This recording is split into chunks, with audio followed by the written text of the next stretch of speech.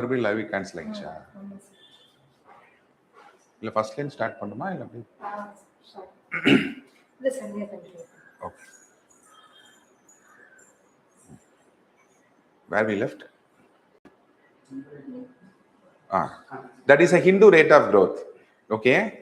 The Hindu rate of growth means it is a very slow phase of growth what India has undergone before the economic reforms, before 1990s.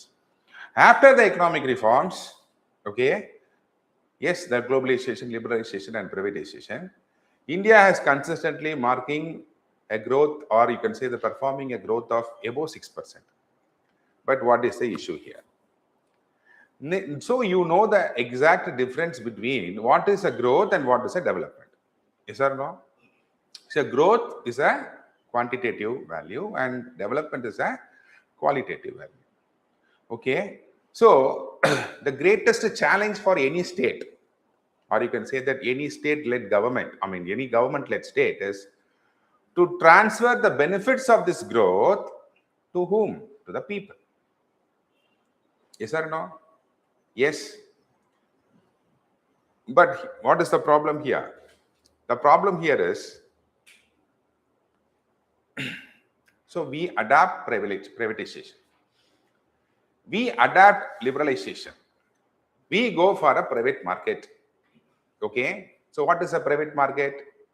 Private market means the state withdrawing itself in interfering into the market. Can you understand? Yes. But in India, yes, before 1990s, you have numerous PSUs. You have the state dominance in determining the market. Okay. And you have a very less scope for the private sector. So now here, the challenge for any state government, any government-led state in India is, it should not disturb the private market. Yes, at the same time, this private market is not going to fetch employment. It is not going to solve the problem of poverty. Okay, it is not going to solve the problem of what? The good standard of living for a majority of the people. For example, 30% of the Indian population, even today, they are suffering from what?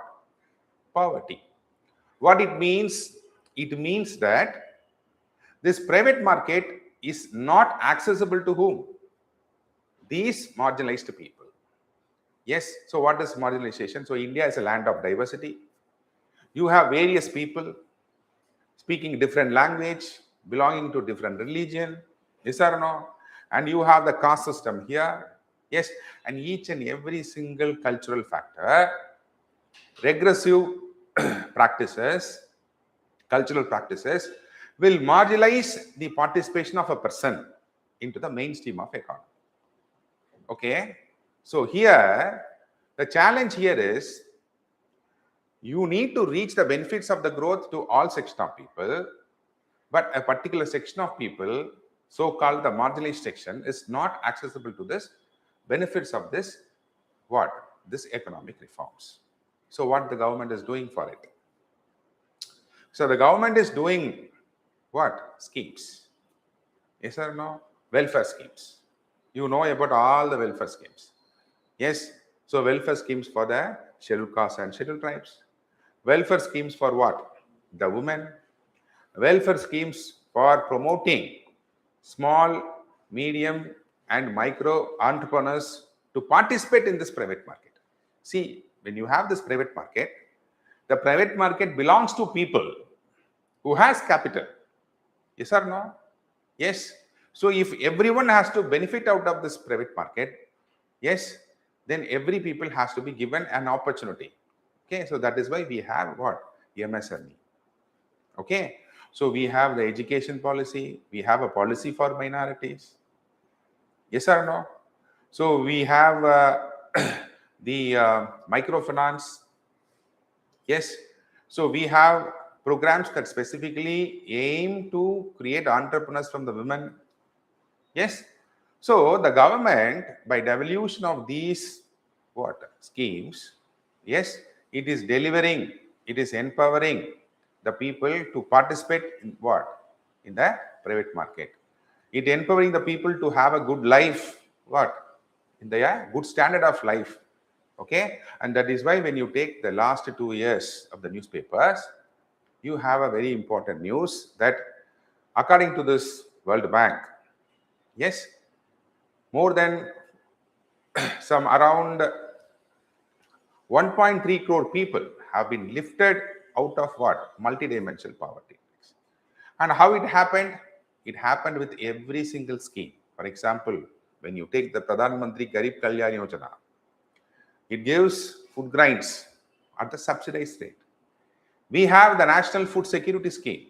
Yes or no? That promises every single citizen with what? At the very, very subsidized rate of what? Rice and wheat.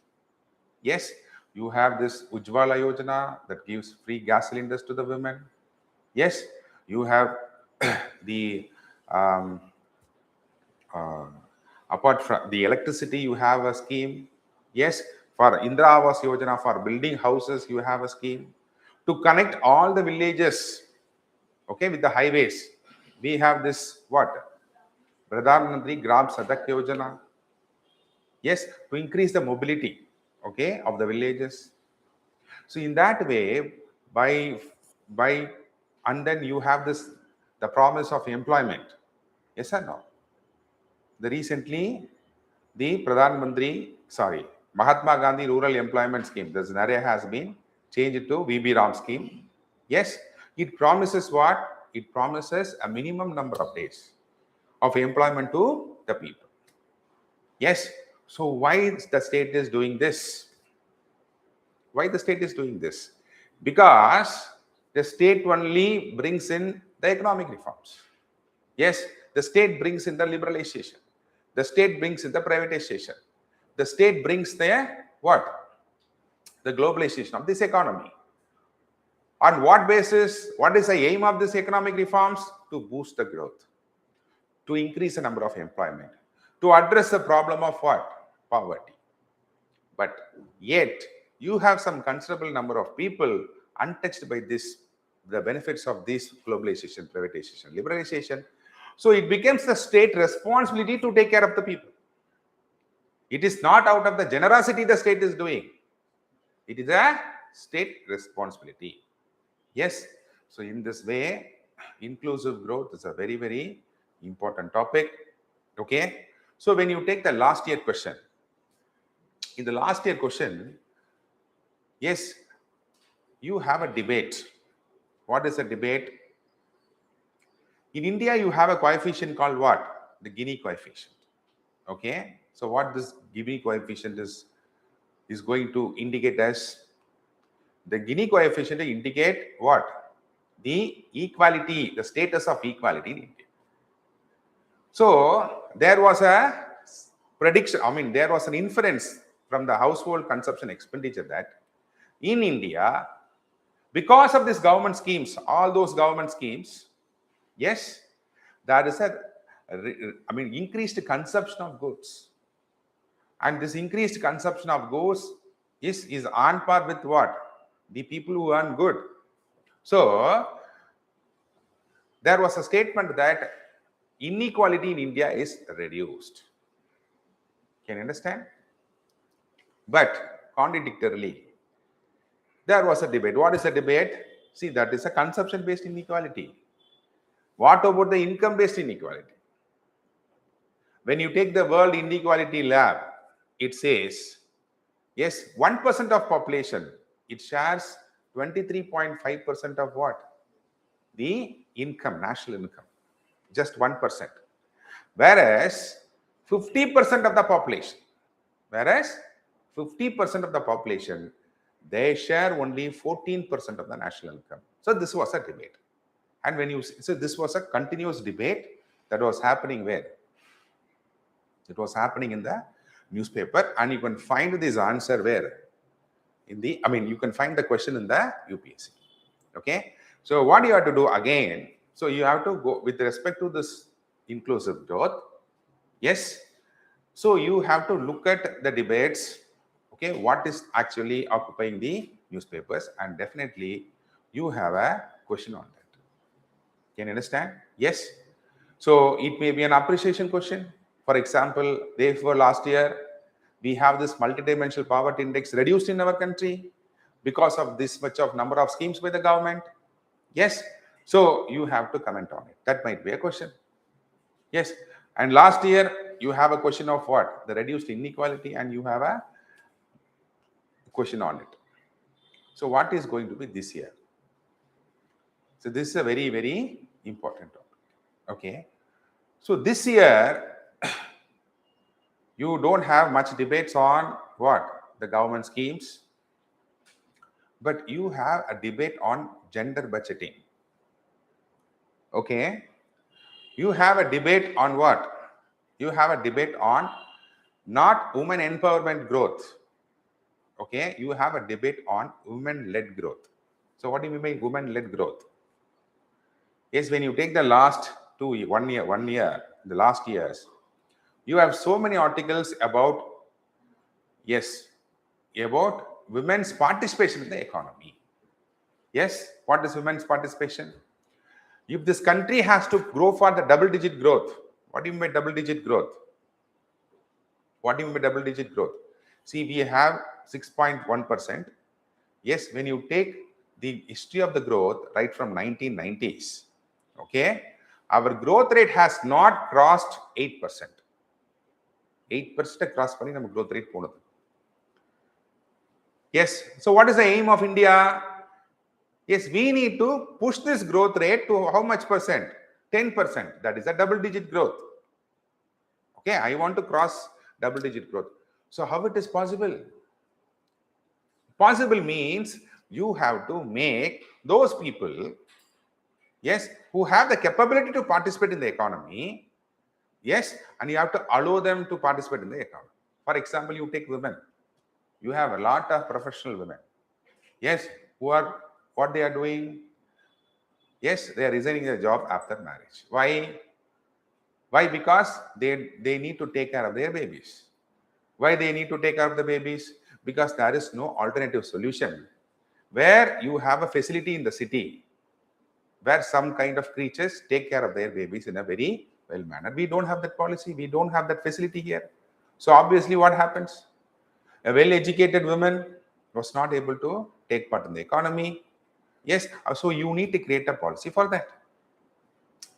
Yes, so likewise, if you want to go for a double-digit growth, then what is needed is you need women's participation. Yes, you need to allot a specific budget for what? To create a woman-led growth. It is not to empower the women. Yes, you have, for example, when you take last year's UPSC exam, yes, girls has, the number of women has cleared is 34%, substantially increased. Can you understand in UPSC result? Yes, so in all the sectors they are performing. So now we are moving towards what? A woman-led growth. Yes, so this is maybe a very important topic this year. You can expect a probability of question from where? This woman-led growth. Okay. So what I discussed earlier is a very familiar topic. You know, you what you have to do is, okay, you write all the schemes. Okay. Yes, the schemes with respect to education, you write all the schemes. You schemes write with respect to skill development, write all the schemes. For poverty reduction, write all the schemes. Yes, for women empowerment, okay, for example, self-help groups. Yes, when you take the Pradhan Mantri Mudra Yojana, 80% of the loan is bought by whom? By the women. Okay, more than 70% of the loans through the Pradhan Mantri Mudra Yojana is taken by whom? The women. So in that way, you have to work and you please segregate the schemes, okay, with respect to women empowerment, with respect to what? Scheduled castes and scheduled tribes and minorities, Startup India, Stand Up India. Okay, likewise, entrepreneurship development, likewise, the schemes that supports the street vendors, likewise, the schemes that gives the facilities of the basic things. For example, Jal Jeevan Mission, that is drinking water, Indra Awas Yojana, that is building house, Ujjwala Yojana, that is what? LPG cylinders, Pradhan Mantri Garib Kalyan Yojana, that is food. Yes or no? So likewise, regarding the basic facilities. You write the schemes. Okay. And you see the progress of the schemes, how much people have enrolled. For example, when you take the scheme called the Jan Dhan Yojana. Yes, 10 years before, you had some 95 lakh subscribers. Jan Dhan accounts. What is the case of today? It has crossed more than 5 crores. Likewise, you see the progress. Okay, in each and every scheme. Okay, electrified villages, you see the progress. Then you have a whole idea to make up the answer. That's a very simple topic. Okay, that we have discussed in the classes itself. So when it comes to inclusive growth, so inclusive growth revolves around the 3 pillars. Okay, what is the 3 pillars?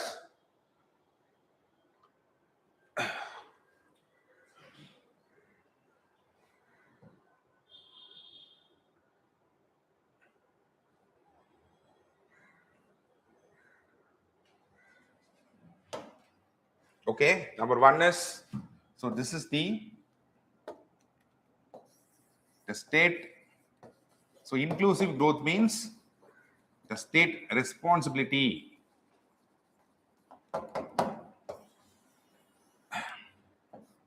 to take care of people, or you can say that to take care of the marginalized sector.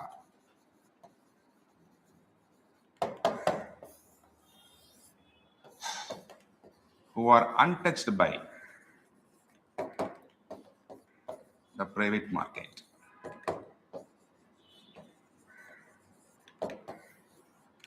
Okay, that is untouched by the benefits, or you can say that who are unable to participate in the economy.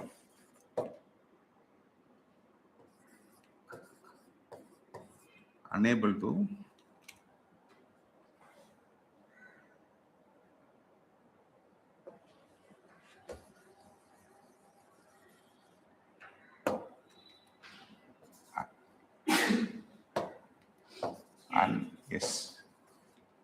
unable to participate in the economy.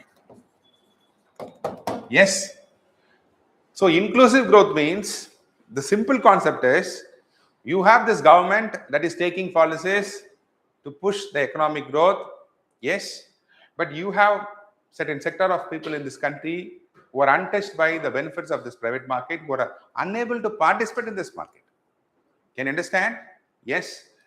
So, so you have to match the schemes. What are the schemes? The schemes to address what? Poverty. What is a direct attack on poverty? It is providing what? Employment. Employment is a direct attack on poverty. So you have to write the schemes regarding employment. So VB Ram scheme. Okay. You have the skill development 3.0, 2.0, all the new releases. Yes, they empower the skills. Okay. So they make the people to learn the skills and get employed. Okay. So poverty, food, that is a food security, and you have this housing, drinking water, electricity, yes, cooking fuel. So these are all the things with respect to poverty. Likewise, you have to write the schemes on what? Women empowerment, Nari Shakti program, self-help groups, the benefits of what? Pradhan Mantri, Mudra Yojana. Okay, 75% of the beneficiary of the Pradhan Mantri Mudra Yojana is whom? It is a women. Okay, so likewise, so you have to write the schemes on this side. Okay, and you have to see the progress. Yes, so what is the state? For example, Pradhan Mantri Jan Dhan Yojana. Last year is the 10th year. Okay, it has completed 10 years of implementation. Yes, likewise, you have to take the schemes which has crossed 10 years. Pradhan Mantri Mudra Yojana has crossed 10 years. Self-help groups have crossed many years. So likewise, you have to take the schemes and just see the data. how much it has progressed. Yes. So, and from that onwards, you can write any answer. So the concept here is very simple. The state responsibility. Yes, marginalized people unable to participate in the market. Okay, untouched by the market. Can you understand? And the schemes that was implemented, okay, with respect to poverty reduction, education, women empowerment, entrepreneurship development, okay, schemes with related to minorities, scheduled caste, scheduled tribes. You write the schemes, okay, and you just match it, okay. See, the another one is when you see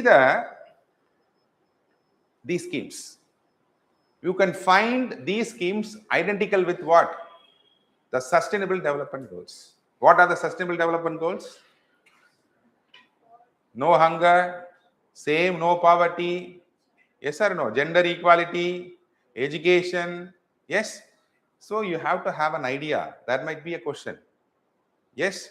So how far India is doing well in Sustainable Development Goals? Yes? So you can write the schemes with respect to, so you should have an idea. Okay, the United Nations has given a Sustainable Development Goals. Yes, in India, these are the schemes available. Yes, so these are the marginalized sectors. This is the progress. This is the increase in standard of living according to the World Bank, according to the United Nations. India has greatly progressed in what? The multidimensional poverty index. We have lifted many people out of what? Poverty. Can you understand?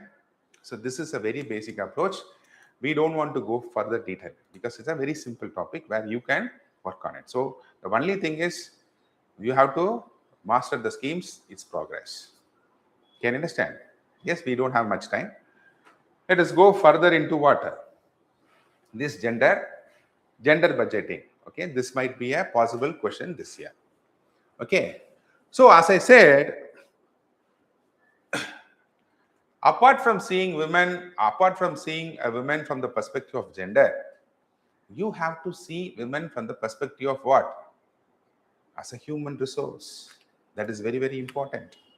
Okay, see, when in economics, discrimination is always act as what? A market distortion. What do you mean by discrimination? For example, if a woman in the name of women, if she is not allowed to participate, to take education, to participate or to take a job, then it causes market distortion because it reduces the consumption capacity of the women. Yes or no? If all women is employed, yes, then what will happen immediately? Every woman will have in their kitchen all necessary electronic devices to support and reduce her time in spending what? In kitchen, right? Vessel washing, yes or no? Cooking, induction base, yes or no? So it increases the consumption capacity. It increases the demand in the market and thereby it increases the growth. Yes, so this is a very important basics. So discrimination acts as what? A market distortion. Okay, so the first very thing is when you want to write about this woman-led development or the gender budgeting, it is a high what? Capital underutilization. Yes, human capital underutilization. So when a community is facing discrimination, yes, it is excluded from the formal labor market. Yes, the economy fails to allocate the human capital, which is more what? Productive. Yes, for example, in India, or you can say that in industries, where you have set industries where women can alone do well. Can you understand? Yes. So it fails to allocate the human capital to the most productive use. Okay, and you have health and welfare negative externalities. Okay, labor related losses, health disparities. Okay, these are all the things that is going to create a negative externalities on what? The economy. Yes, so before going into this gender budgeting or women led development, we have to see from the perspective of the human capital investments. Yes, we have to see from the perspective of human resource utilization. You should not waste it. When you accept this point, automatically what comes to the debate? Yes, if India has to grow further, if India has to cross 8% of growth, if India has to go for double-digit growth, then it is inevitable. Yes, inevitable is what? The women has to participate in the economy. Can you understand? Yes. See, let us see one question. Okay, what is that question? The transition from viewing citizen as a passive beneficiaries of welfare. Yes, when you see women, see, I am a woman. See, what are the schemes that is available by this government? Yes or no? So this is the perspective generally a government have today. So we have to transit this perspective. From what perspective? You have to transit this perspective, viewing citizen as just a passive beneficiaries of welfare, to recognize that what? The active agents of growth. Yes, achieving a sustainable and inclusive economy. Yes or no? If this country has to be more inclusive, if this country has to go for a sustainable development, then don't treat the citizen as just receiver of the welfare schemes. Make us an active participant in this economy. Yes, so now slowly we are entering into the gender budget. Okay, so what is the question here is, in this context, if India has to achieve a developer status by 2047, okay, that is a Visit Bharat. Okay, how gender budgeting, institutionalizing grassroots financial models and innovation in governance can act as a driver for structural transformation. Okay, see here, when you see the question in UPSC, the question may be very lengthy, but the concept here is, what is the concept? Don't see women hereafter, I will empower the women, I will give the schemes. Rather than you make women to participate in the economy, rather than you allow women to lead the economy. That is a one-line understanding of this question. Okay, so don't see, the length of the question. Try to see the crux of the inference of the question. So the one-line inference is, yes, yes, how gender budgeting is going to change this. Okay, so when you take this post-independence development, yes, we have only water. Yes, when you take this post-independence development, there was a shift from a centralized to top-down welfare approach to a model that emphasizes participatory development and economic citizenship. Okay, yes, top-down approaches means what? Just giving water, welfare schemes. Participatory model means what? Giving her an education, giving her a job, making her to lead a small entrepreneurship, making her a CEO of a company. Yes or no? So participatory model. Yes, if India has to achieve this 30 trillion development economy that is Visit Bharat by 2030, okay, then what is needed? We need to bridge the socio-economic disparities, especially the disparities of what? The women undergrow. Can you understand? So how can you write the same concept in paper 1 or in paper 2?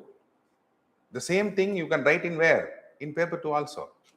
Yes, for women, if the woman has to lead a safety life, automatically you have to make them have to participate in the economy. Don't see as a beneficiary. The same concept you write in GS3. You can write in also what? GS1 and GS2. It depends upon your capacity to interpret that what? Content. Can you able to understand? Yes. So when you take this the gender budgeting, allocating or realigning the financial resource to dismantle the systemic inequalities. What do you mean by systemic inequalities? For example, when you take the property, yes, you all know this. In majority, the greatest sector in India is the primary sector, that is agriculture. But when you take the women, how much of women own a land, that is agriculture land, it is less than 5%. Yes. Then how can a woman can get a loan from the bank? If the land of the agriculture is not in her name, then how can she can go and apply for a loan? How can she develop further? This is what is called as what? Systemic. Can you understand? Yes. So we have to dismantle it. We have to break it. These kind of systemic inequalities.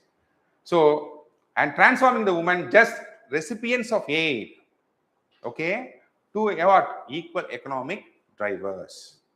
Okay. So what is the first thing you have to do? See, when you take the gender budget allocation, in 2025 budget, how much percentage of gender has been, how much percentage of budget has increased? 19%. Okay. So compared to 2024, 2025, okay, that is an increase of how many percent? 19% increase in gender budgeting. Okay. So this shows that the government is have a targeting. Okay, it has a target now. Oh, okay. So this ensures there is a targeted and measurable outcomes across the key sectors. Okay. The next thing is, when you want women to participate more in the economy, can you understand? For example, why many parents they fear to send women to jobs? Obviously, sexual harassment. Yes or no? Yes. So for that, the government has enacted a law. What is that law? Prevention of Harassment at Working Places Act 2013. So economy and legislations goes what? Side by side. If a woman want to participate more in the economy, then you have to create the necessary legislation safeguards. Can you understand? You cannot simply give her, I have given a job, she is not coming. She has to be guaranteed with the necessary legislation safeguard also. Can you understand? So you have to write about what? The prevention of harassment of. See how the GS2 is now coming into GS3. Yes or no? Yes. So this is how you have to write the answer. One concept you have to understand in a way where you can apply to all the three papers. Okay. So you have this, the first very important measurement taken by the government is providing 33% of reservation in what? The parliament. Okay. And you all know about this Post Act 2013. Yes. And then credit democratization. Credit means what? See, you have a word, credit democratization. It means encouraging women or encouraging the banks, compelling the banks to give more credit to whom? Women. Okay. Next is 10.04 crore women have been mobilized into more than 90.7 lakh self-help groups. Yes. So what do you mean by woman empowerment? Woman empowerment is not giving her the financial support. Yes, woman empowerment is a position where a woman can take a decision of herself. That is what is called as woman empowerment. In that way, self-help groups play a very important role in woman empowerment. Okay. So around 10.04 crore women has been mobilized into self-help groups. Self-help group is a very, very important topic. Yes. Next is under the NRLM scheme. Next is, so this self-help groups, they provide us a platform. Yes. Where women leadership, okay, it serves as a platform of local leadership, expanding the institutional credit and market bargaining power. So now you have the intersection of the one more factor, what is called as financial inclusion. Can you understand? What do you mean by financial inclusion? Financial inclusion means making the financial products. What is financial products? Credit is a financial product. Insurance is a financial product. Yes or no? So these are the financial products. So financial inclusion means making available of the financial product to all people. That is what is called as financial inclusion. Okay. So if you want more inclusive growth, then you have to go for what? Financial inclusion. That is why when we take the 12th 5-year plan, our objective is what? Financial inclusion. So financial inclusion, inclusive growth, both are highly interrelated. Without financial inclusion, you cannot attain what? Inclusive growth. The woman has to develop, she has to give a credit, and that credit is called what? Financial inclusion. Can you understand? So financial inclusion. And that is why we have started measuring what? Financial inclusion index. Last year this was a question. Why financial inclusion index was very important? because it measures how much of people is covered by the financial products. Yes or no? Yes. For example, when you take the health sector, today a person cannot manage his expenses in hospital without an insurance. Yes or no? So insurance is a financial product. Yes. What is the main struggle for a farmer to get an insurance? What is the main struggle for a poor person to get an insurance? He need to maintain a bank account. Yes, if he need to maintain a bank account, he has to maintain a minimum balance of 5,000 rupees. How a farmer can maintain a minimum balance of 5,000 rupees if his average income is between 3,000 to 4,000 rupees? So the government has introduced the Jan Dhan Yojana, where you have 0% water balance. And once you have got this Jan Dhan Yojana, you have another Suraksha Bima Yojana. You have an insurance policy for 2 lakh rupees. This is financial inclusion. Once you have the bank account, through the bank account, you get into a formalization. So you can go and apply. This is my bank account. I'm able to do a what? I'm able to organize an activity. I need a loan. So that is called as credit. So financial inclusion means it is a very, very important vehicle of what? Financial inclusion is a very important vehicle of inclusive growth. And that is why we have started using what? This financial inclusion index. So what is financial inclusion index says? The financial inclusion index has sharply increased. Okay. So how many percent? 67%. Okay. So, so 67% it has increased in 2025. And also the targeted credit and priority sector lending. You know this priority sector lending. What do you mean priority sector lending? Every bank is compelled to give a loan to, yes, certain priority sectors. It may be farmers, it may be women. Among the women, it may be destitute widows. Because when you take the priority sector lending, it also accounted for 45.1% of what? The total bank credit. Okay, this ensures that the capital flows directly to the small business, agriculture, and unbanked entrepreneurs.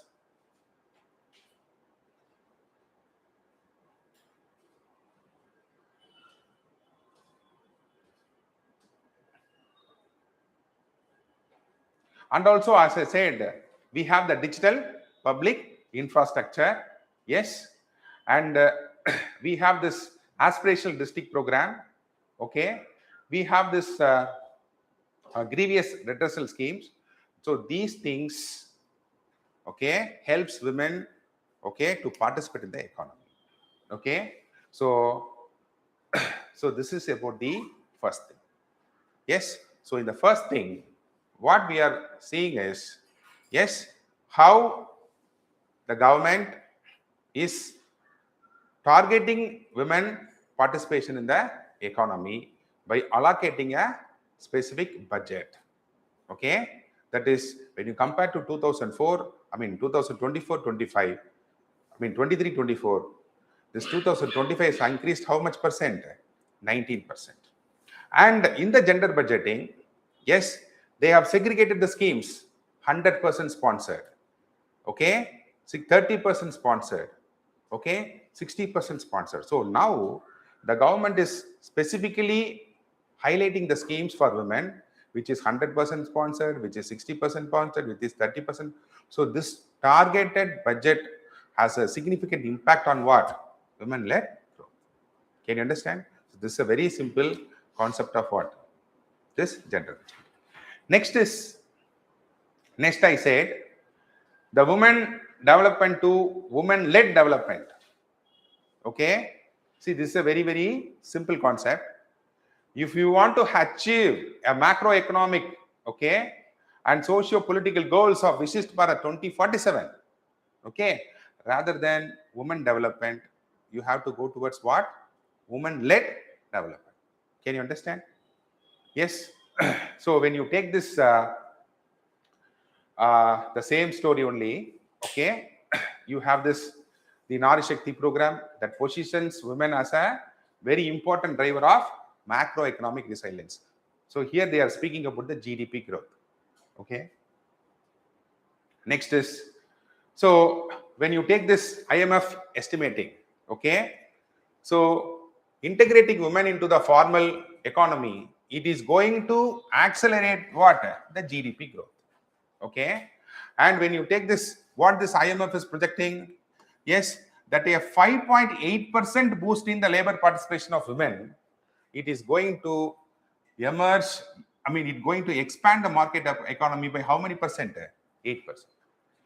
The more the women is going to participate in the labor force market, the more there is going to be a what? Expansion in the market of the economy. This is a very direct impact. Just a 5.8% is going to increase how much? I mean, it is going to increase the market by how much? 8%. Okay. Next is, so when you take this high-tech and startup entrepreneurs, okay, so here around in the 48% of the in the companies, or you can say the firms, okay, you have at least one directors or women as what? Partner. Okay. Next is women currently occupying 17% of what? The board position in the companies. Okay. And next is women owns what? 39.2% of the bank accounts. This shows that there is a democratization of what? The finance accounts. It means more the women is having the bank accounts. It means they are more independently using what? The money. Okay. This is what is called as democratization of the finance. Next is MSME in the formal workforce scale. Okay. You have around 8.4 million people, 4 million female employees. Okay. While women, okay, compromises how much percent? 30, in the formal corporate employment, 8.4 million female employees. In the MSME, 13.1% of the total MSME workforce is what? Women. Okay. Next is when you take this rural livelihood mission, okay, this is the point we have already discussed. 10.04 crore women has been organized as what? Under the self-help groups. So the more the women participating in the self-help groups, more they have the bargaining power in the market. Next is public employment inclusivity. When you take this women, for 53.43% of the rural asset creation workforce comes under what? MG Narega. In this MG Narega scheme, okay, 57.43% is participated by whom? Women. You know this MG Narega, they create asset. Asset means what? You have this pond. Yes, you create forest. Yes, you clear all the things in the canals. These are all the assets to the villages. Okay. So in that MG Narega, 57.3% of the people who are participating in the schemes are what? Women. Okay. And also in the domains, when you take in civil aviation, there is a leverage of the female pilots. Okay. In the bureaucratic structure also, okay, you have a see, as I told you, 34.3% of the successful civil service candidates are women. Okay. So at the local government level, reservation policies 33 to 50%. Okay. In Tamil Nadu, the reservation of a women is how many percent? 50%. Okay. Has resulted in women occupying 46.9% of, 46.94% of what? The Panchayat representative seats. Okay. And also in the national legislative, you see that in parliament we have a representation of 14.9%, and now we have a mandatory of 33% of seat. Okay. So this is what is called as what? The women development to women-led development. Can you understand? Yes. So women-led development means how much they have performing in self-help groups, in what are the positions they are there as an entrepreneurs, directors, how much of loan they got, how much of credit they have given. Yes, so you have to highlight that. So in that way, you can structure that. So this is a very general concept with respect to what? Women-led growth and gender budgeting. Can you understand? So gender budgeting means very, very simple concept. You have to target the allocation of budget for women programs. Okay. So with this, a major part of the inclusive growth is over. Okay, so we have in general we have seen the inclusive growth. Okay, in particular to inclusive growth, okay, we have seen with respect to the gender aspect. Okay, so very so simple but a promising what topic. This is a very promising topic. Every year definitely you can expect a question, but you have to closely align with what the editorials. Editorials is very important. Okay, next let us go to the model that is discussed in the Niti Aayog. Can you understand? Yes. So what is the current situation of the world ecosystem? You have political, yes, you have political unrest. Yes or no? You have the geopolitical conflicts. So what is the challenge for India? The challenge for India is it has to maintain a growth, a consistent growth. And that growth has to reach all sector of people. Then how can we achieve that kind of growth? Can you understand? For that only they have created a model called Bharatiya model of inclusive development. It is again the same story. What is Bharatiya model of inclusive development? Yes, the Bharatiya model of inclusive development is, the aim is we have to have a steady macroeconomic growth. It means our GDP should be always above 6%. Okay. Yes, and what is a major challenge in achieving the 6% growth? It is the external shocks. Okay, it is the global energy price volatilities. As I told you, just a 10 rupees rise will have a serious impact. Okay, see, there was a study that during the Russian-Ukraine war, yes, how much of extra cost that Indian government bear because of the rise in international oil prices? It is around 2 lakh crore rupees. Can you understand? So what is this Bharatiya model is? Because this Bharatiya model currently fits to the current situation. That is why I have taken it. What is the current situation? Every single country in the world is fighting against each other. Yes or no? The economy is totally uncertain. Yes. So what the countries are doing, rather than depending on the external market, rather than depending on exports, they are diverting their production towards domestic consumption. Yes or no? Yes. And when you take this year's economic survey, 67% of the GDP contribution comes from the domestic consumption. Can you understand? So when you take China, they are not focusing on exports. Yes, they are focusing their production diverted toward the domestic consumption. Okay, the same thing, India also, this year we were able to achieve a growth of more than 6% because we have successfully diverted what? Our products towards domestic consumption. And the very important initiative of the government to increase this domestic consumption is GST 2.0 reforms. Why? What is GST 2.0 reforms? In one single sentence, we can say that reduction of what? Taxes. Yes or no? On this side, the GST of the goods is reduced. In 2025, the income tax slab has another increased. Yes, when people are earning more than 12 lakh rupees, only they have to pay taxes.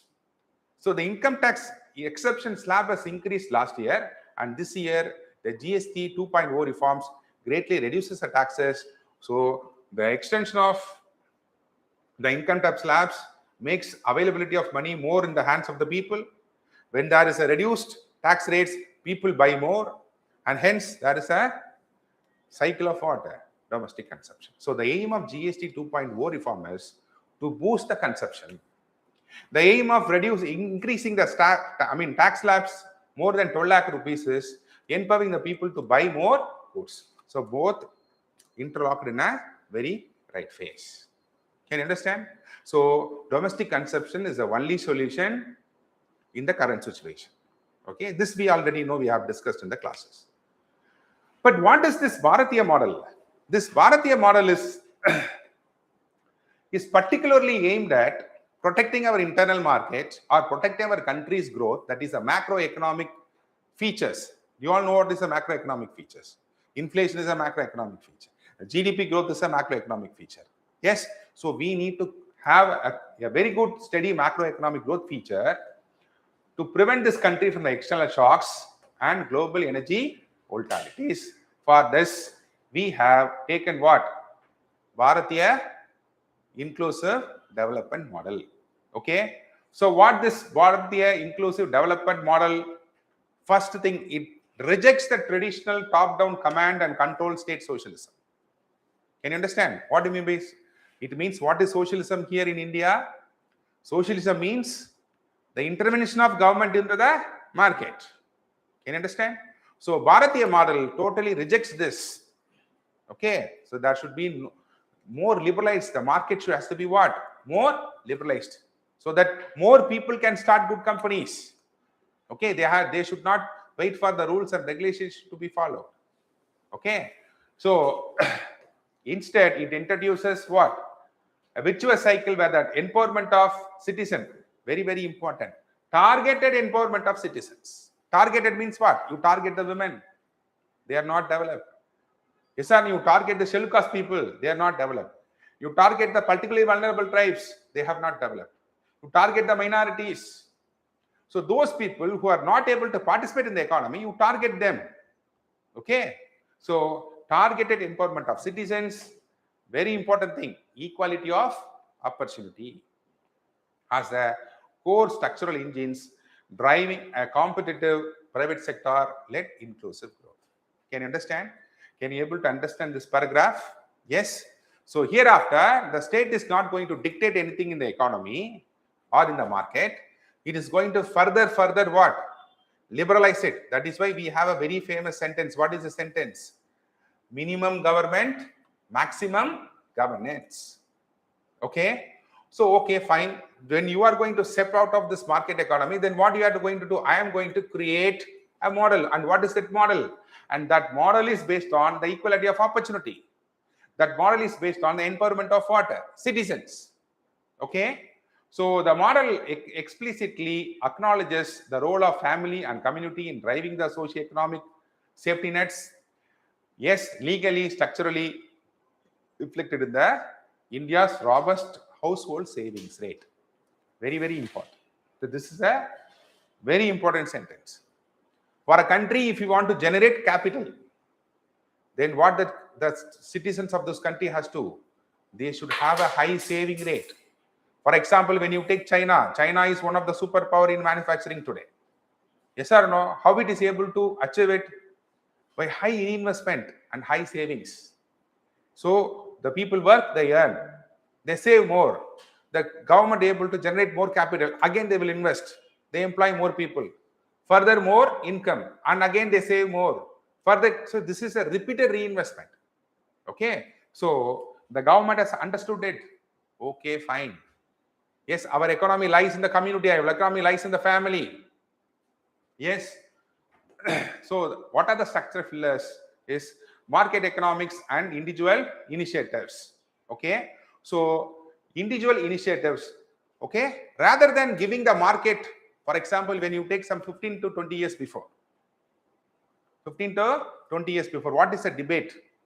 The debate is don't allow MNCs here in retail. What is retail? So you have more. Yes, you have Walmart. Yes or no? You have so much of retail, very, very big companies. So what those companies do? Yes, they will attract the customers of 10 small vendors, street vendors. Yes or no?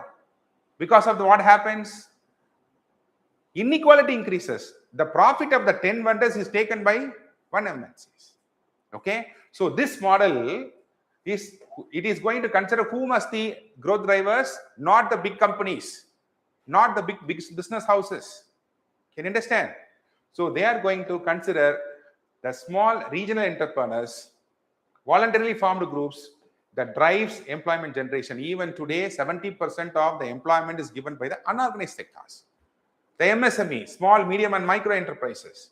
So the government has understood it, accepted it. Oh my God, if I want to solve the problem of unemployment, if I want to solve the problem of poverty, then I am not going to trust on the large business houses. Do you know who am I saying it? All big corporate companies, they are not going to provide lakhs and lakhs of employment to my people. Then how it is possible? then it is possible through what? The small regional entrepreneurs. Yes or no? A mechanic shop can give an employment to 3 people immediately, the next day itself. Yes or no? Yes.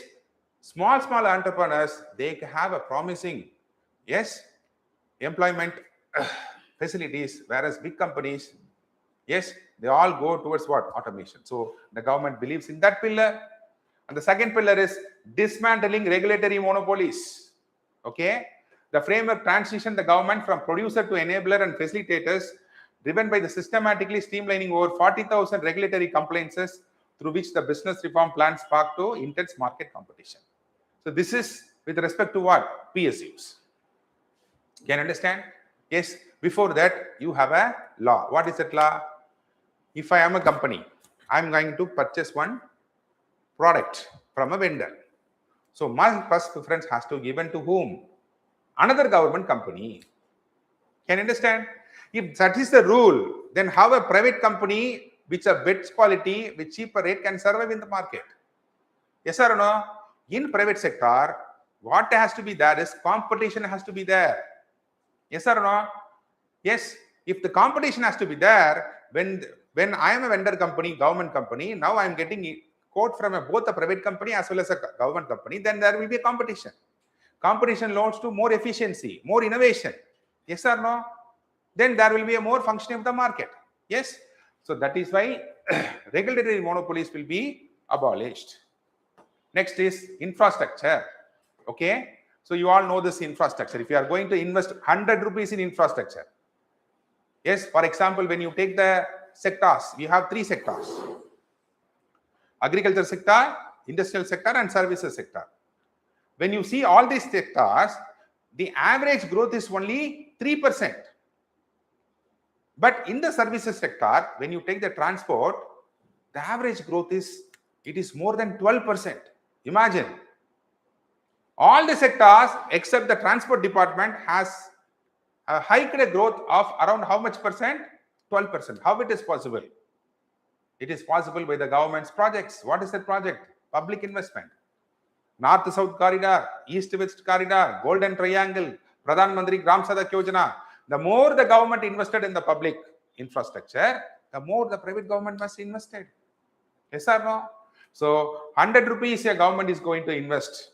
You have 250 rupees generated. Can you understand? So here is the infrastructure, profitable infrastructural components, that is airports, roads. Okay. Next is grassroots empowerment and social compassion. So as I told you, every marginalized individual, yes, they have to be given digital and financial skills. Yes or no? What do you mean digital and financial skills? They have to give a touch phone. They have to give an internet access. For them, we have the scheme, BharatNet. It means every village, they have to provide what? Internet. Yes, if there's internet, the person in that village has the ability to use the service. That led to his self-development. Yes, self-development of some 100 people leads to the development of that village. 10 villages, the district, 10 district will be that state. Yes or no? Yes, that is the grassroots empowerment. Okay. Next is architecture focuses on social compassion as a practical economic floor. Okay, by providing equal structured access to public welfare, reduces the inequality of opportunity across villages. So you should give education. You should focus on what? Health. You should focus on giving them another skills. You should not see as a liability. Yes, you have to see as a public welfare. So when the person gets education and the person has a good health, then he has the capacity to participate in the market. Okay, so this reduces the inequalities of opportunity. Next is macro management. Okay, so we have to go towards data-driven approach. What do you mean data-driven approach? Generally, you should not put a scheme. So you have to measure it. See, we have implemented the scheme. What is the impact of the scheme? How much of people have benefited? How much of people it has to reach? Yes or no? So all our thing has to be what? Data-driven. For this data-driven, you need what? Technology. For this technology, you need a digital public infrastructure. Yes or no? Yes. Everything the government has created. Okay. Next is targeted state water traction. Okay. So what do you mean by targeted state retraction? See, this is a very important controversy. What is that controversy? That is going to the next topic what we are going to discuss now. What is targeted state retraction means? The state spends more on welfare schemes. Okay. So there was a debate. What is a debate? Rather than giving the people with welfare schemes, okay, you create an industry. That is opportunity cost. If you create an industry that gives to what? Employment to some 20, 30 people. Okay, that is a very good investment. Simply spending for consumption purposes. For example, when you take states like Punjab, the state like Punjab, it suffers heavily. Okay, it is having a debt to GDP ratio more than 45%. Because it is a revenue consumption model. They borrow, they spend for their own consumption. Okay, they don't spend from their revenue. Can you understand? They just borrow and they spend for their carrying out their day-to-day activity. Okay, so the government, the state government, they are spending more on welfare schemes. Yes, and they are suffering from what? So much of liabilities. 3 lakh crore, 10 lakh crore, 15 lakh crores. Yes or no? So when you take the state liabilities, when we account the 29 states liabilities, it is almost 1/3 of what? India's liability. Can you understand? Yes. So this is going to affect the robustness of Indian economy. So that is why they are saying that we have to work on what? Creating productive capital. Next is development state versus soft state. Okay. So the systemic transition from a passive intervention state into a highly accountable development state. So they are going to compare the socialistic model from 1950, where the government dictates, okay, the heavy state production is there. Now the private people, they take the risk. We are going to encourage more what? Micro, small and medium enterprises and self-employed individuals. Next is infrastructure finance, purely public financing. Here now it is based on what? Competitive based, market based supply infrastructure finance. Next is welfare strategy. Just give them what? Schemes that leads to physical leakage. It means, what do you mean physical leakage? I'm giving what? Food, I'm giving materials for the consumption of the people. That is going to have a physical burden on the state. Rather than, if I'm going to do the same thing based on transparent and data-driven model, okay, I'm going to generally, rather than giving a schemes, I'm going to target that person. I'm going to have particular data about that. Okay, so that will greatly reduce the physical burden. Okay, so this is the Bharatiya what?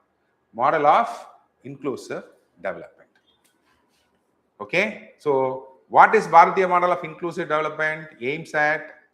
The Bharatiya model of inclusive development aims at protecting the macroeconomic feature of this country from the external shocks, from the energy prices. This model was released in 2023, but this model exactly fits to the situation of today.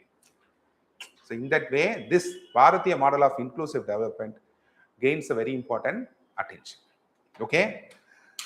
So let us sum up what we have discussed with respect to the inclusive growth. So we have started with what? The diversity means discrimination. Discrimination means marginalization.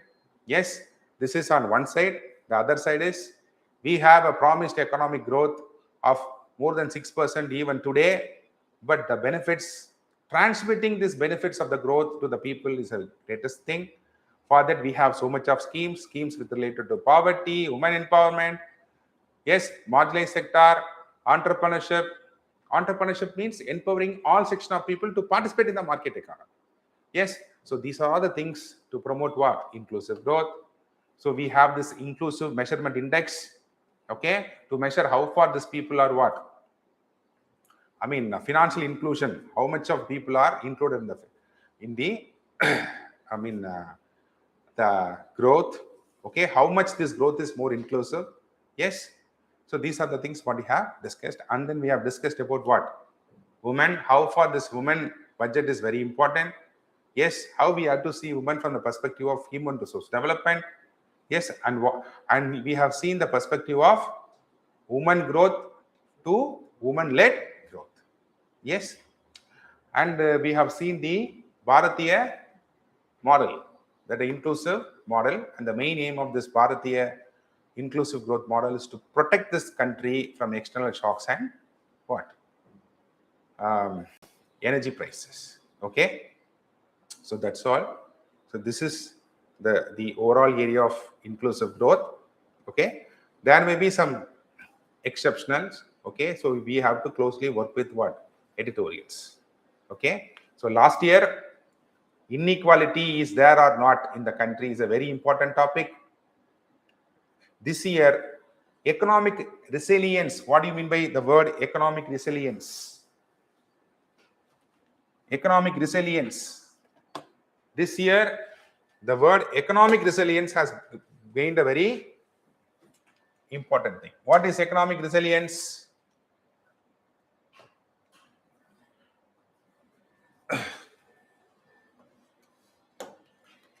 Economic resilience. This is a very important, when you see the editorials, all the editorials, it speaks about what? Economic resilience. What do you mean economic resilience? What do you mean by resilience?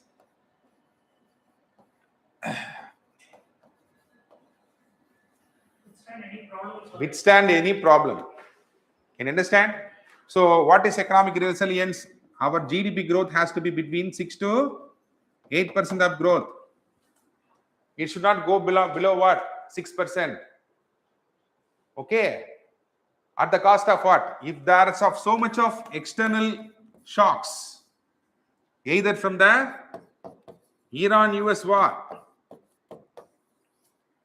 yes or no, or any other issues, okay, the India's growth has to be consistent, irrespective of the external shocks, irrespective of the energy prices, irrespective of anything. How we can make Indian economy more resilient, more inclusive. So where this inclusive comes in this economic resilience, the point is, the current debate says that when you make an economy more inclusive, automatically the economy becomes resilient. When every single person in this country get a job, when every single person in this country participates in the economy, they earn, they consume more, there will be a demand in the market, and hence our economy become what? Resilient. So the question may be connecting the word economic resilience versus inclusive growth. That may be a predictable question this year. How, in spite of external shocks, how, in spite of the peaking energy prices, India can attain an economic resilience through inclusive growth and financial inclusion. This might be a probable question this year. Can you understand? So now you will be having a good idea. Yes or no? Yes. So we need more economic participation in this economy.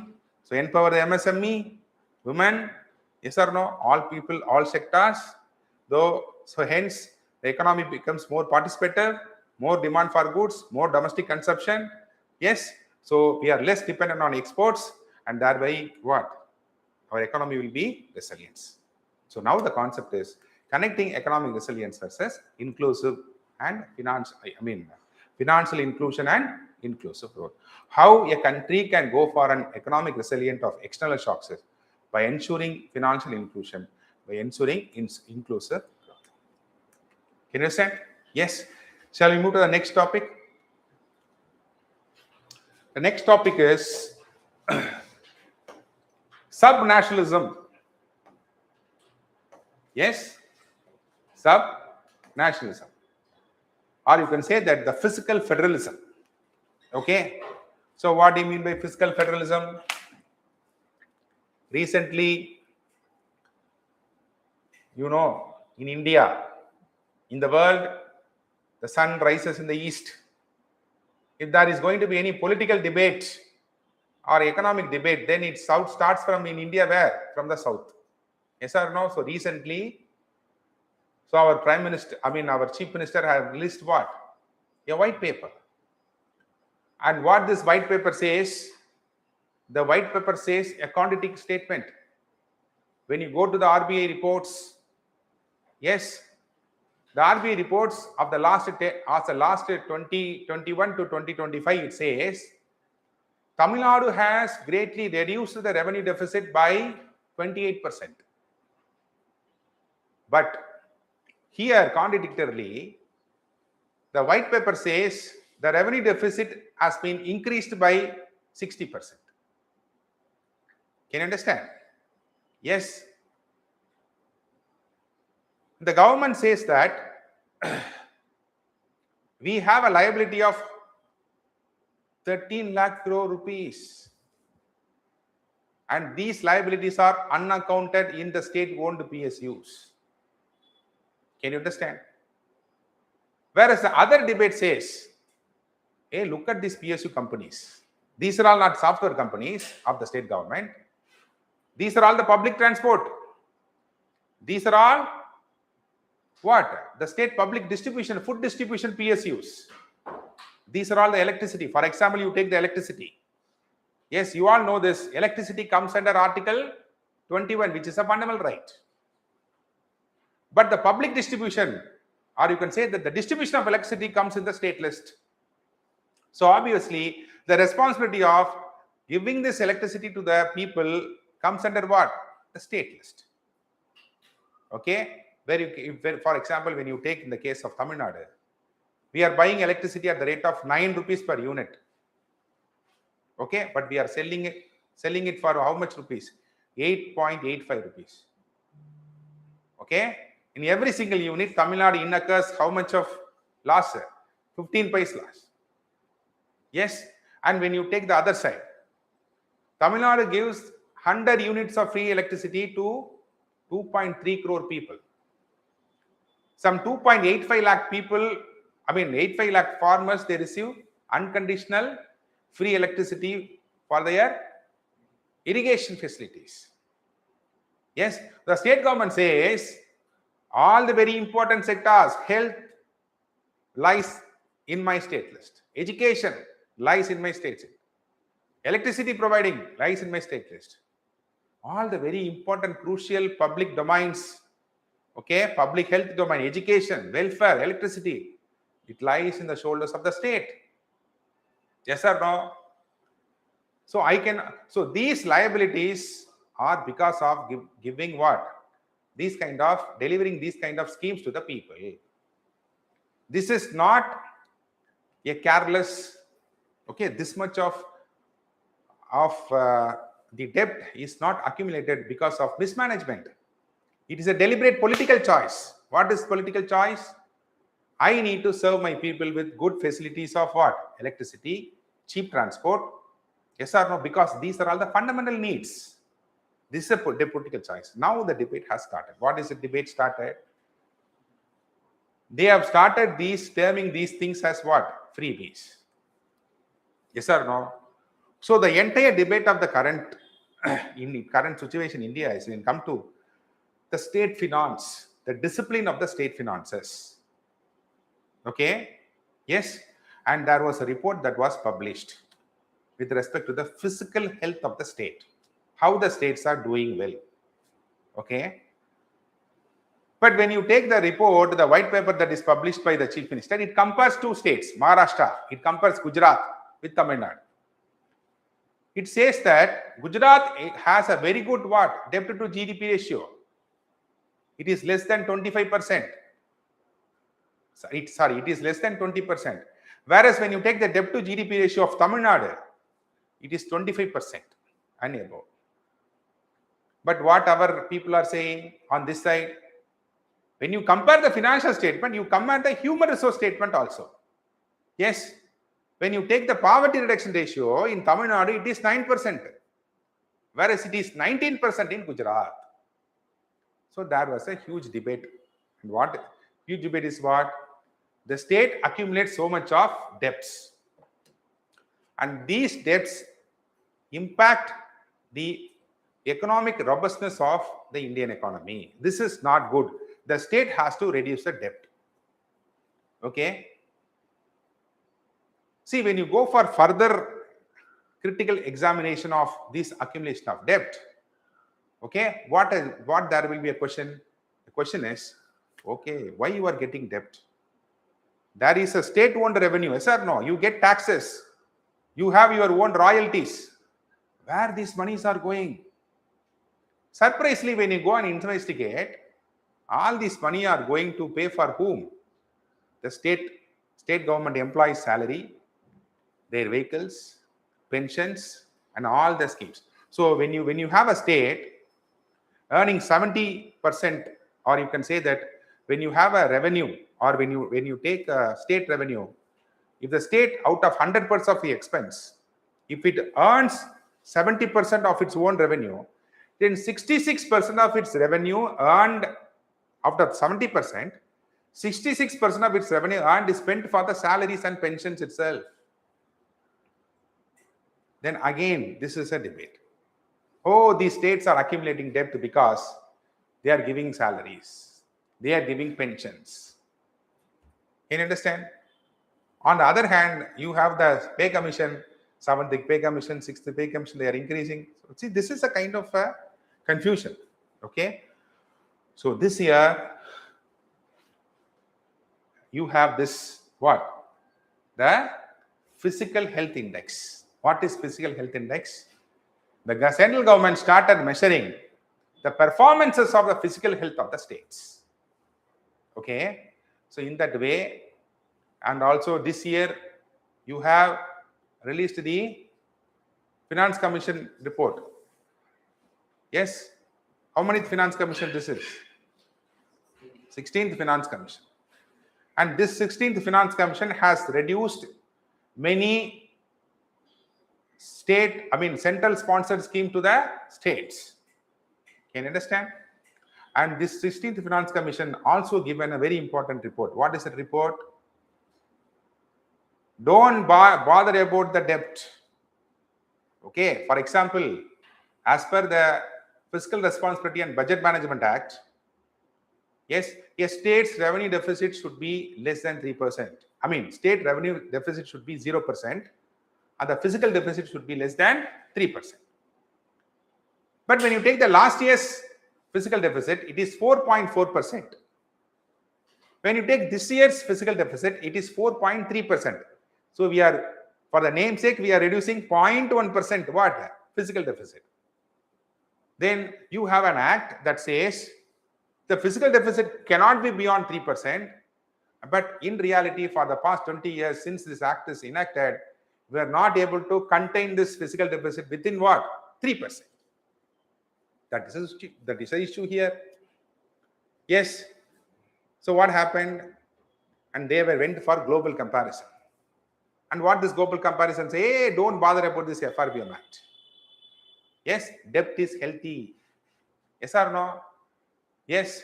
Don't see as a physical deficit. See as debt to GDP ratio. If your debt to GDP ratio is 50%, then it is manageable. Can you understand?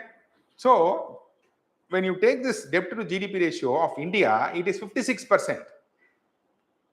And if you are able to reduce this debt to GDP ratio to 50% by 2030, it is more than enough.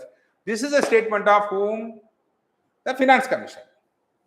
On the other side, the state which is shouldering the maximum deliverable, the deliverable responsibilities to the people like education, health, electricity, they are asked to reduce what? Your physical deficit. Reduce your deficit. Reduce your debt. At the same time, the state is also having very less revenue. Yes or no? So you are saying that increase your revenue base, increase your local GST revenues. Okay, so this is what the thing what we are going to discuss here. Okay, guys, here in the question you should not take a stand, but the stand, one single stand is debt is to be under control. Okay, and the very important thing is this year they have in this report they have compared, you buy the debt, no problem, you pay the interest, no problem, okay, but it should be within your growth. For example, when you take Tamil Nadu has 16% growth. It GSTP, how much GSTP Tamil Nadu has? State GSTP, gross state domestic product, is 16%. How much of interest it pays? 8%. What is the net growth differential? 8%. If that is the case, no problem. That was also said by whom? The state physical health report.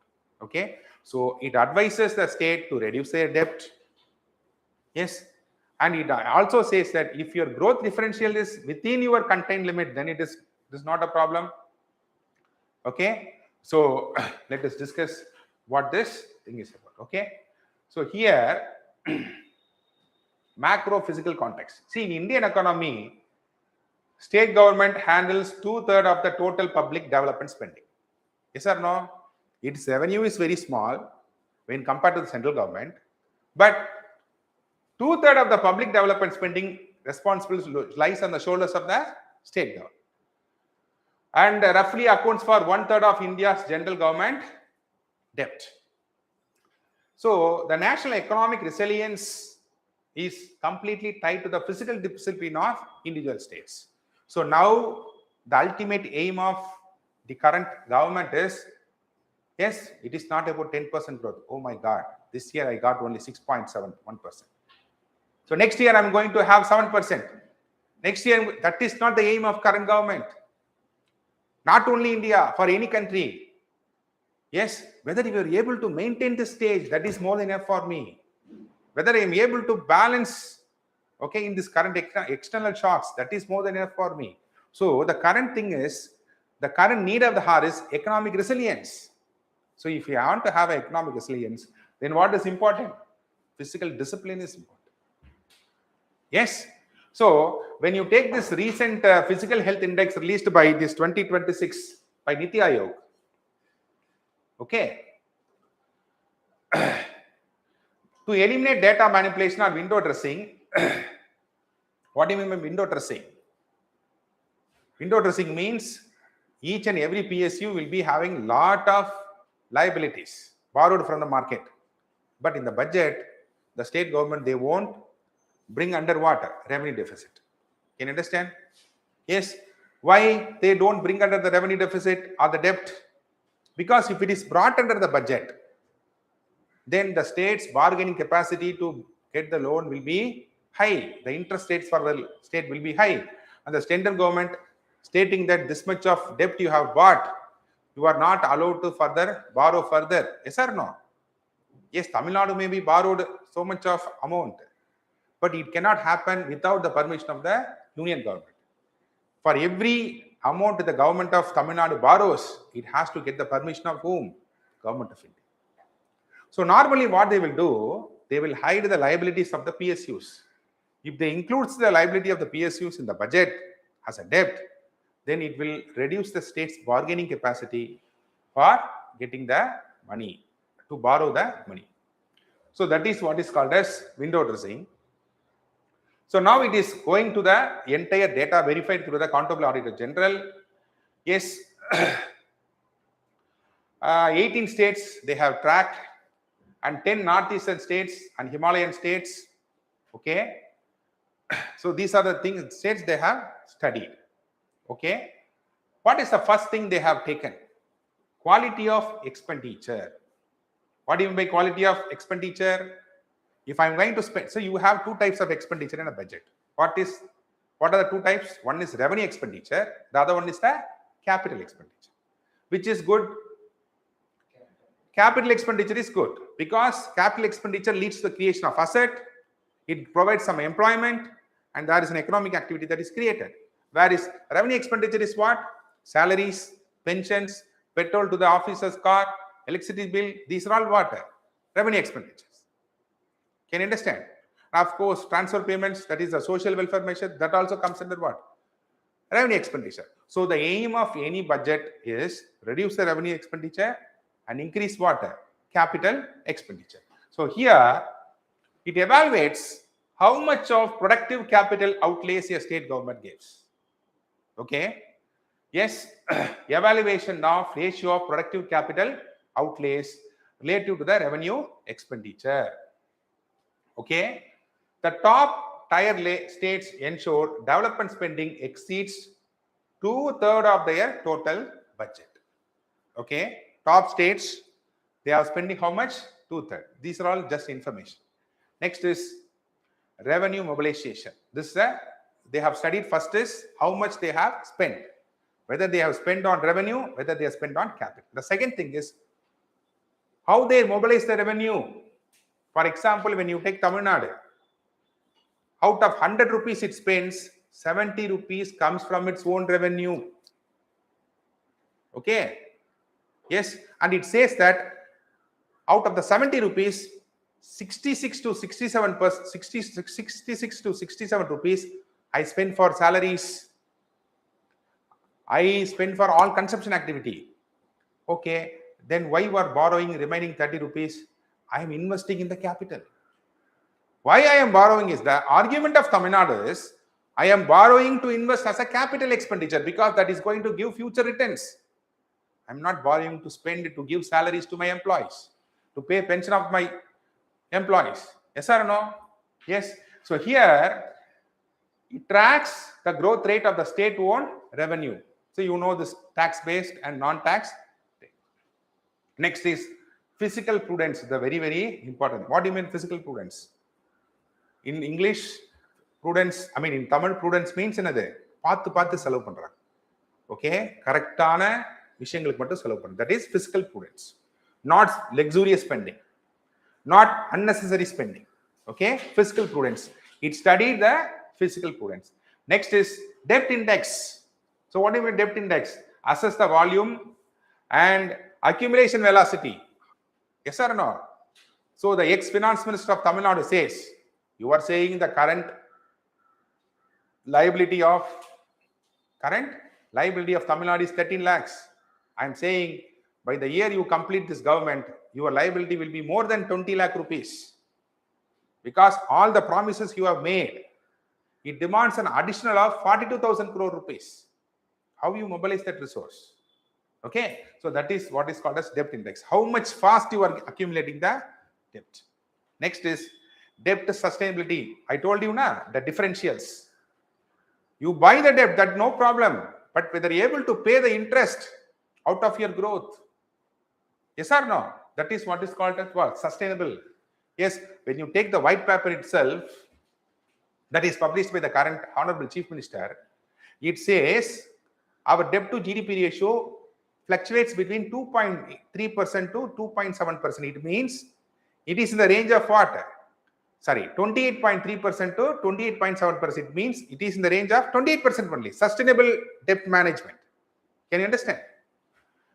So if the interest base begins swallowing more than 15 to 20% of the revenue receipts, okay, the system slips into unsustainability. Now we have to compare our central government expenditure. Okay, when you take in central government, you have two indicators. One is total expenditure, total receipts. When you see the expenditure, out of the total expenditure, 35% of the expenditure is paid as interest. You know what I am saying? Out of the total expenditure spent by the union government, 35% is paid as what? Interest. 65% is used only for what? The other budget purposes. Yes, the central government can be able to manage it because its revenue resource is very big. A state government cannot manage it. That is why it is saying that whether your interest payment is within the sustainable limit. Can you understand? So these are the criteria it has studied. Okay. So the state has to ensure its sustainable debt. So how you can answer it? The state, so when the state borrows, it has to ensure for what kind of expenditure is doing it. It should not be like Punjab borrowing to pay the salaries. You can borrow to invest in the capital. Yes, and the growth rate should be with your interest payment should be manageable with the growth rate. Okay. Next is fiscal prudence. Yes, the state has to increase what? More revenues. Okay, revenue, it has to increase the local GST taxes. So coming to the point is, what is the evaluation? So in this physical health report, you have some top performers. Who are those top performers? Odisha, Goa, and Jharkhand. In Northeastern Himalayan category, Arunachal Pradesh and Uttarakhand. These states, they have a sustainable physical framework. Yes, what are those framework? The state-owned tax revenue is above 60%. It means out of the 100 rupees they spend, yes, more than 65 rupees is coming not from borrowing. It is not coming from the central government's grants. It is coming from their own revenues, state government revenues. It may be the royalty, it may be the taxes. Okay. Next, heavy capital outlays directed towards what? Infrastructure. They are spending so much of their investments, or the maximum spending is towards what? Heavy capital infrastructures. How much? 4 to 5% of the state domestic product. Next is the physical strength. The physical deficit is balanced below how much? 3%. Now here the question asks, when the government of India is not able to balance within 3%, how a state can manage shouldering heavy public development responsibilities? Yes or no? When you shift from physical deficit to debt to GDP ratio, how a state can do it? Okay, this is what we call as asymmetric federalism, physical federalism. Okay. Next is outstanding liabilities safely maintained 25% of GSTP. So government of Tamil Nadu's debt to GDP ratio is how much? 28. So we are 3% more than the physical health report, 3%. Whereas when you take Punjab, it is 45%. Okay. Next is Arunachal Pradesh emerged as a unique standout, strictly controlling the debt, and it has went to what?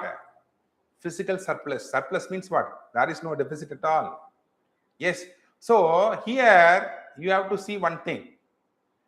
Tamil Nadu, when you take Tamil Nadu is human-centric investment model.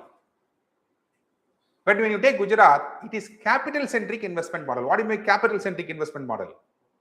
Yes, they believe that you bring more industry. When more industry comes, more employment comes, the people earn money, country grows. That is capital investment model. When you take Tamil Nadu believes you give proper education, you give proper health, you give the all basic necessary facility to the citizen, then he goes for self-development. When there is a self-development, when many companies will come here, they will invest, and automatically they get employed, and they pay back all the things that is spent on them as taxes back to the government. This is human-centric model. Can you understand? So here the main important debate is, when you see this financial statement, you have to compare the social statement also, right? See, why I'm saying is, if it is critically analysis, if it is elucidate, you just ditto, copy it and write it.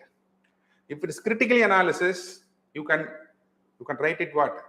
They have to compare what? The social statement also. Those states that maintain a very good budget, fiscal deficits, they have a very good, very bad poverty reduction ratio. In that way, you can write. Can you understand? Next is structural strains. When you take Punjab, West Bengal, Andhra Pradesh and Tamil Nadu, in the northeastern state, you have Manipur, Nagaland, Himachal Pradesh. They have chronic vulnerabilities. Chronic means what? Time. It is not acute. This is not for a small period. This is happening for a long time. That actively crowd out productive capital formation. What do you mean productive capital formation? See, rather than spending on this welfare measure, why can't you start industry? But here the political people says, when I'm going to start an industry there, how much of marginalized section of people is going to work there?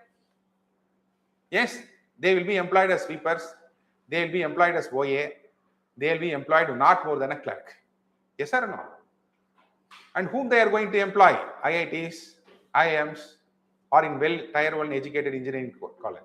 So there is a debate. What is the debate? Yes, you always say you invest in productive capital investment. So this productive capital investment is going to give an opportunity to whom? That matters, right? So you have to balance both the thing. Welfare measures, productive statements. Okay. So here they say that they are suffer because they don't properly, instead of spending on productive capital formation investment, they spend more on what? More on welfare measures. So the debt here is 35 to 40% of the what? GSDP. Yes. The inflexible committed liability specifically on what? Salaries, pensions, and interest obligations. So 50 to 65% of the total revenue receipts. For example, for Tamil Nadu, 66% of the income that generates out of its own revenue goes to where? Salaries, pensions, and interest obligations. Okay, of the total revenue receipts.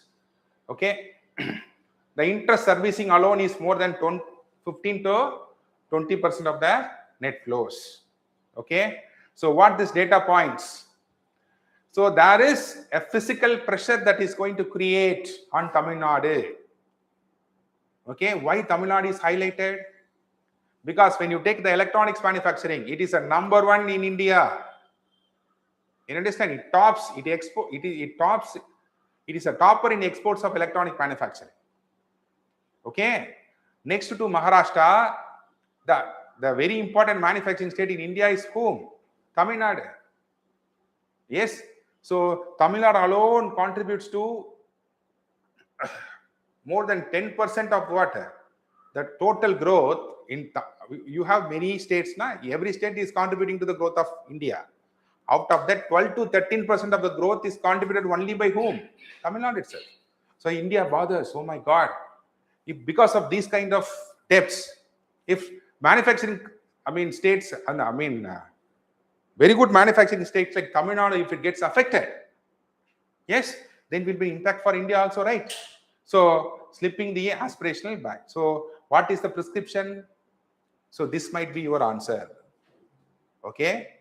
Prescription here is the state must broaden their local GST tax base. It says that increase your tax base. Next, never ever actively tap the underutilized non-tax revenues. Okay, so those non-tax revenues go and unutilized it. Okay.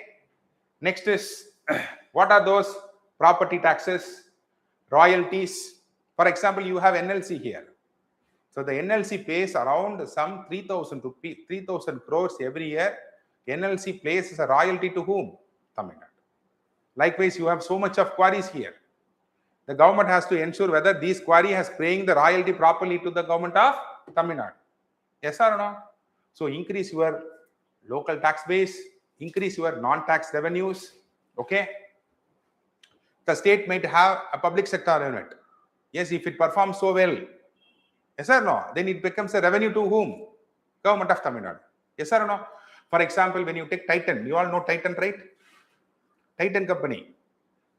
Do you know what is the share market of a Titan group? Yeah. Do you know what is the share per share value? It is more than ₹1 lakh. Out of that, 30% of share is with whom? Tamil Nadu. It is a very good investment. Yes or no? So that is what they are saying. Okay. Increase your non-tax revenues. Okay. Next is committed expenditure auditing. Okay. The government must be open in reducing the populist subsidies. Okay. And next, you close all the pensions. Okay. And strictly monitor what? Half budget borrowing. Half budget borrowing means those borrowing that will not be highlighted in the budget. For example, you have Tamil Nadu Tangetco. the TANGEDCO borrows a huge amount from State Bank of India. That will not be included where? In the budget. Because TANGEDCO is a PSU. Tamil Nadu government is a government. Government is different, PSU different. So in the budget, the government says, this PSU's liability will not account me. So this is what is called as what? Off budget borrowing. Okay. So recent white paper unravels this off budget borrowing by the TANGEDCO, by the Tamil Nadu Food Public Distribution, Tamil Nadu Public Transport Department. So TANGEDCO alone accounts for more than 3.5 lakh crores.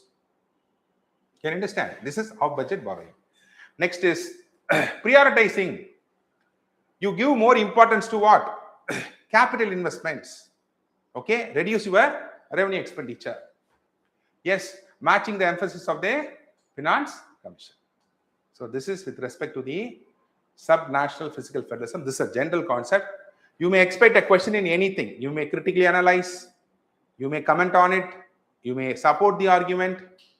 Okay, mostly supporting the argument will be your question. Yes, if you write it ditto, you can get all the marks. Can you understand? So we are coming to the end of today's class. So in this class, we have seen what? What is inclusive growth? And then in this inclusive growth, you have to compare this inclusive, you have to compare the schemes, okay, with the marginalized sector, and also you can compare with the sustainable development goals. That forms the base of approaching the inclusive growth. So in this inclusive growth, we have to have a special references with respect to what? Women. And then if there is going to be any article, whether it may be reduced inequality index, or reduced inequality, or reduced multidimensional poverty, that becomes a hit. For example, the next few weeks, the next 3 weeks, okay, any one kind of the economic index might be, it becomes the heart of the debate. That might be asked in the question. So you go through all the indexes. Okay, you also see the history. Okay, yes. And next, the subnational fiscal federalism. Do you have any doubt on it? Yes. So I have broadly covered in 2 hours. Okay. Yes, sir. States own revenue. இதுக்கு முன்னாடி வந்து VAT எல்லாம் இருந்தது. இப்போ வந்து GST ன்னு வந்ததுனால so GST is a consumption based tax. இப்போ தமிழ்நாடு ஸ்டேட்ஸ் வந்து ப்ரொடக்ஷன் பேஸ்ட் இதுக்கு ஓன் ரெவென்யூ ஜெனரேட் பண்றதுக்கான சோர்சஸ்ன்றது ரொம்ப லிமிட்டட் ஆயிடுச்சு. இங்க இது பண்ணாலுமே இன்கம் ஜெனரேஷன் இருந்தாலுமே it becomes central government's revenue. And அங்கிருந்து வர இது வந்து சென்ட்ரல் டிரான்ஸ்ஃபர்ஸ்மே வந்து based on finance commission just not very few percentage தான் ஃபிஸ்கல் இதோட கவர். ஸோ அப்போ இருக்கும்போது ஓன் ரெவென்யூ இம்ப்ரூவ் பண்றதுக்கான ஃபெசிலிட்டிஸ் இருக்கு. ஏன்னா இது ஒரு பாரடாக்ஸா இருக்குல்ல சார்? எஸ், அதுதான். That is why they are saying you invest more on capital. You start more investment on capital investment. Capital investments நிறைய பண்ணுங்க. What he is saying is right.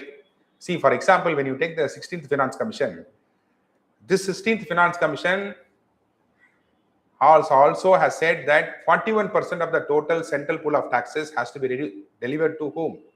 States. But in reality, see, that is in theory. But in reality, how much of percentage is actually delivering to the state is not 41%. It is 33, 34, 35%. Because in the name of surcharges, you know what do you mean by surcharge? Yes, and special taxes, it is surcharges means that doesn't comes under the dividing between the union and the state. Only the taxes is divided under the union and the state. Can you understand? Yes. So what he is saying is right. Already there was a reduced amount is coming from the divisible pool of taxes and GST. Yes. So that each and every state, they have very less very less base to pitch their revenues. So that is why they are saying increase your capital investments. Okay. See, when you take last year budget, okay, in last year budget, you have an article that is discussed in the Yojana. What is that Yojana? What is that article is? What are the pillars of fiscal federalism? In these pillars of fiscal federalism, the central government supports the state government with interest-free loans. Very, very important. With interest-free loans for capital investments for the states. It means what? If you want to have any plan for capital investments, then you need loans. Then approach me.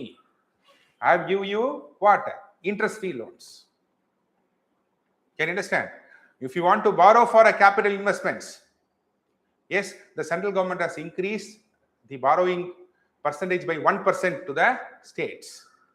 Okay, 1% of the GSDP increase பண்ணி கொடுத்திருக்காங்க. நீங்க அதிகமா கடன் வாங்குங்க. You can borrow more. Why these all the facilities is given? These are given because to increase their revenue basis. Okay, so what you are saying is a structural flaw, but the state government has to work on it. Like, you know, non-tax revenues, we have seen the royalties, we can see what the property taxes not properly collected. In that way, the government has to work and increase their what? State-owned revenues. Okay, by making more capital investments. Okay, guys, see you in the next class. Thank you.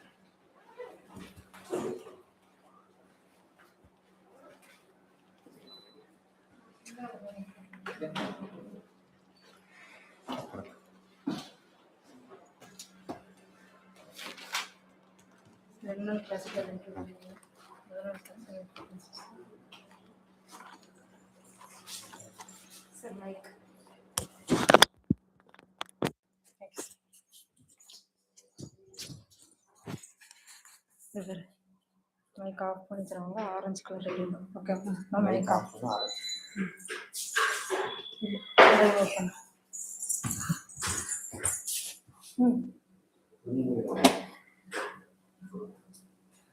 இங்கே ஒரு live cut பண்ணணும். அடுத்து live interesting கொடுத்துட்டு ஓகேவா?